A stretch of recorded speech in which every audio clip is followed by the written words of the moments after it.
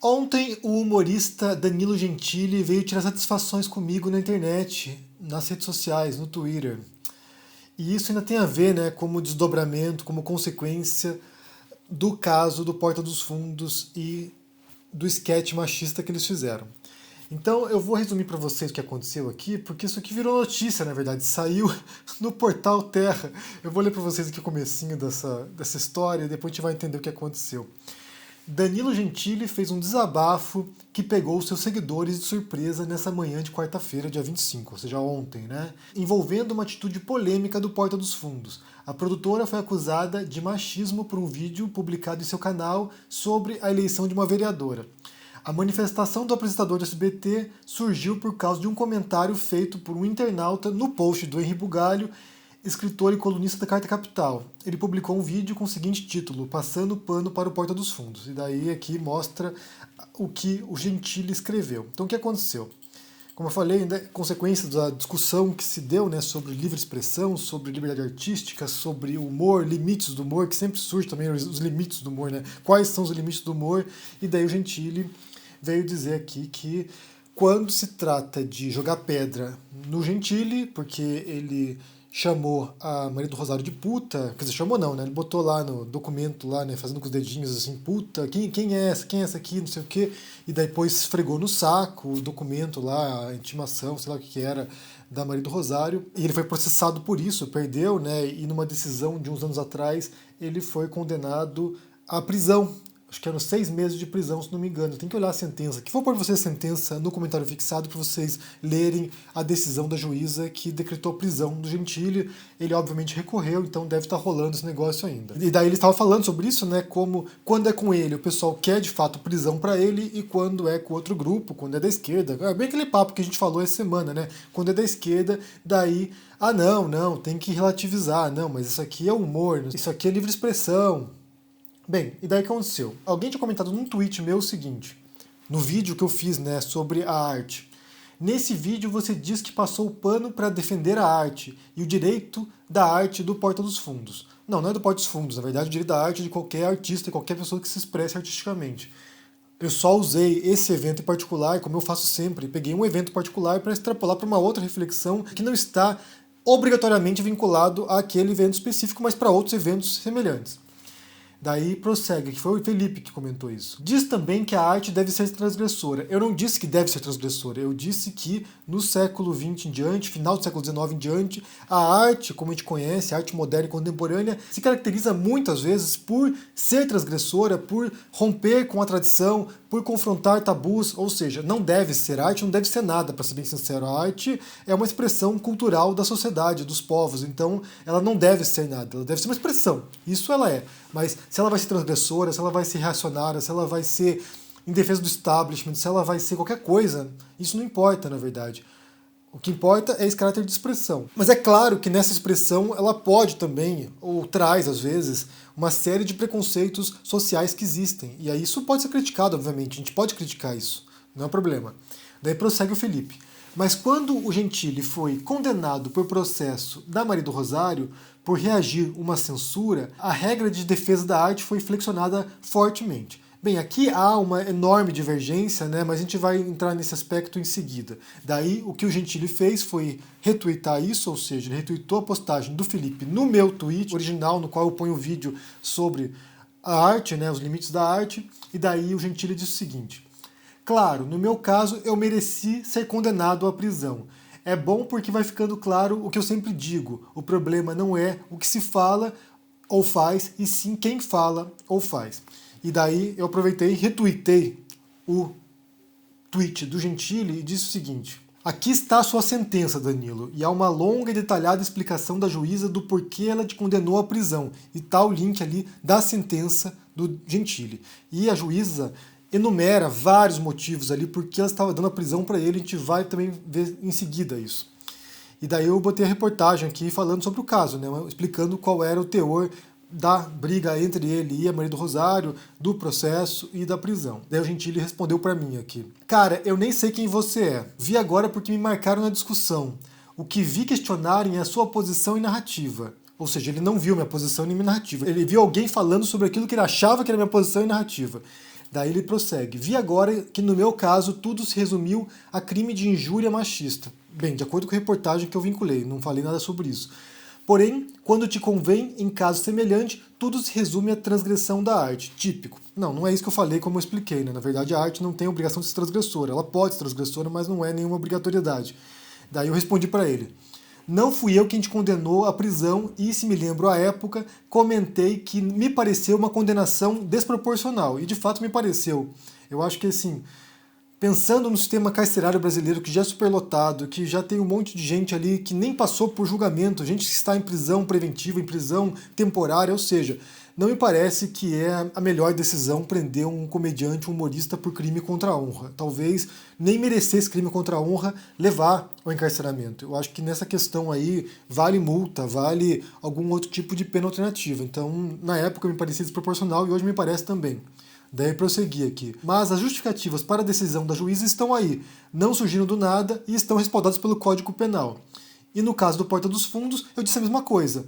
A parte ofendida tem todo o direito de recorrer à justiça se avaliar que foi difamada. E foi minha posição nos 2 vídeos que eu fiz sobre esse assunto.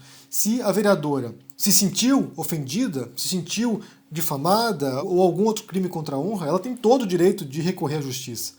Inclusive, seria recomendável, porque ela vai lá e já resolve isso e simplesmente busca os direitos dela. Eu acho que é o que as pessoas fazem, na verdade, né? Mas depois disso o Gentili não respondeu. Então, vamos aqui sobre a decisão da juíza, né? Porque eu li a sentença e o que aconteceu foi o seguinte. Não era o primeiro caso que envolvia o Gentili e crimes contra a honra. Não era o primeiro caso. Ele já havia sido processado anteriormente. E na justiça brasileira, e em vários outros países também, você tem uma noção de recorrência, né? De reincidência. Ou seja, se você foi lá e furtou um produto no mercado, você é pego, é julgado, condenado e vai preso. Ou não vai preso, ou tem uma pena alternativa, sei lá.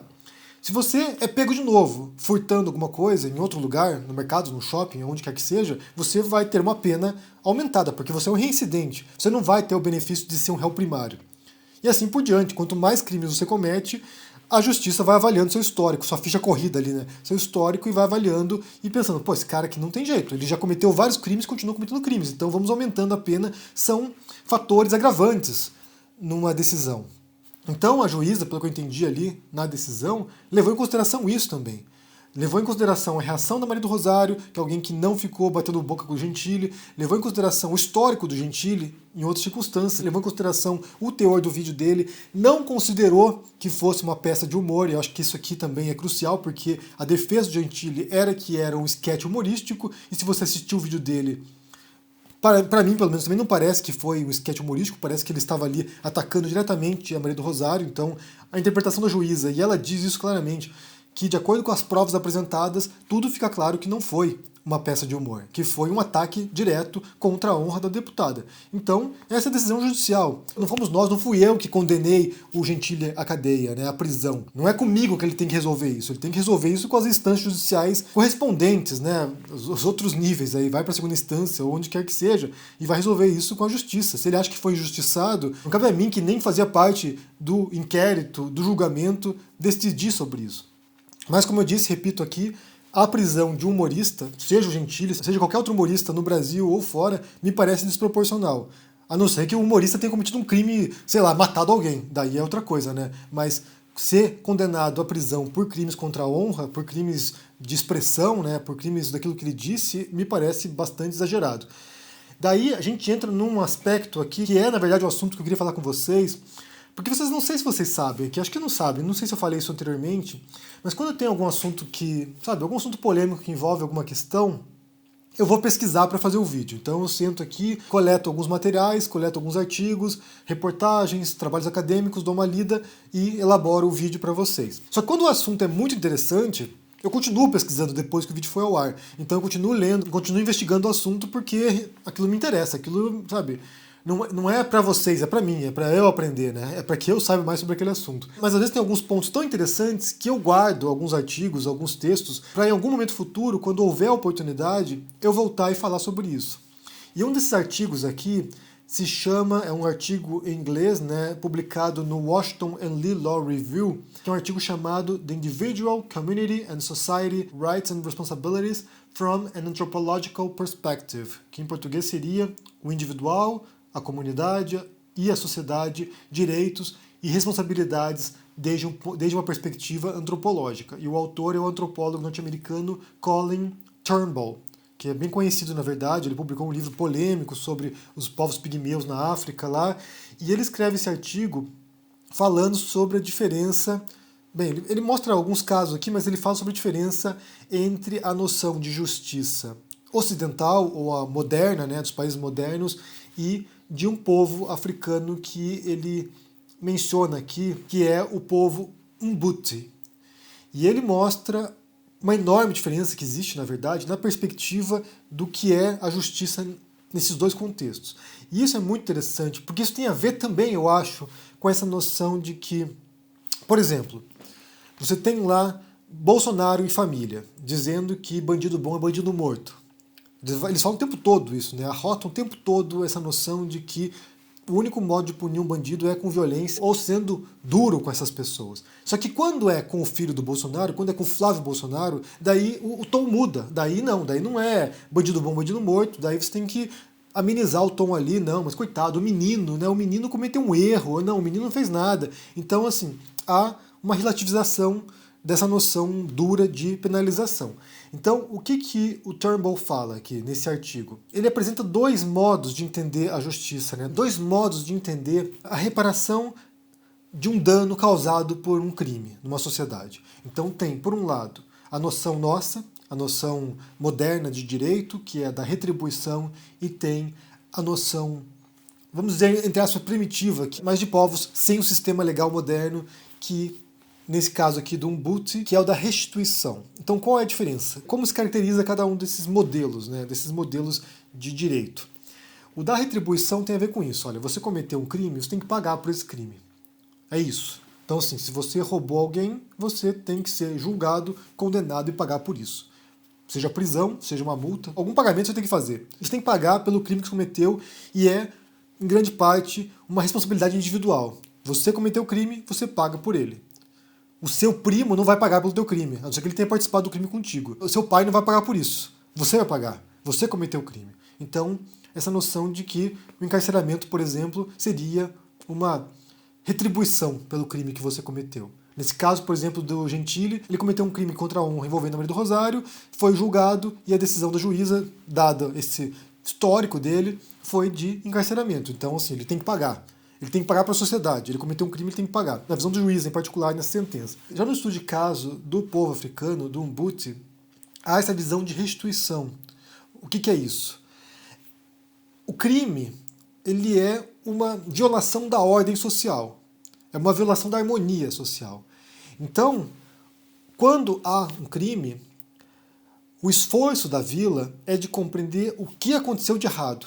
Como é que a gente restaura a ordem social? Como é que a gente cura aquela ferida aberta causada pelo crime? Como é que a gente cura isso e volta à harmonia na vila? Então não há essa noção de punição do criminoso. Há uma noção de descobrir por que ele fez isso. E essa é uma outra noção diferente da nossa. A nossa é o que aconteceu. Aconteceu um crime, é isso. O crime foi esse, aqui está a pena.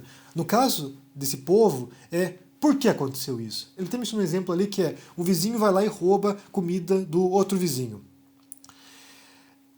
No julgamento do povo, quando eles vão se reunir para tentar analisar aquilo ali, aquele caso, uma das indagações é: olha só, você viu que o seu vizinho estava com fome. Por que você não deu comida para ele? Então, o vizinho que não deu comida para o vizinho com fome, ele é tão culpado do crime quanto aquele que foi e roubou comida. Então eles vão buscar quais seriam as motivações e quem são os vários culpados por ter levado aquele crime. Qual foi a negligência social? Qual foi a negligência dos pais? Qual foi a negligência dos amigos? Qual foi o erro que outros cometeram para que a pessoa caísse naquele ato disfuncional de violar a ordem social? Então o crime e o criminoso nunca são vistos de maneira isolada. Eles sempre são vistos como parte da comunidade, do contexto.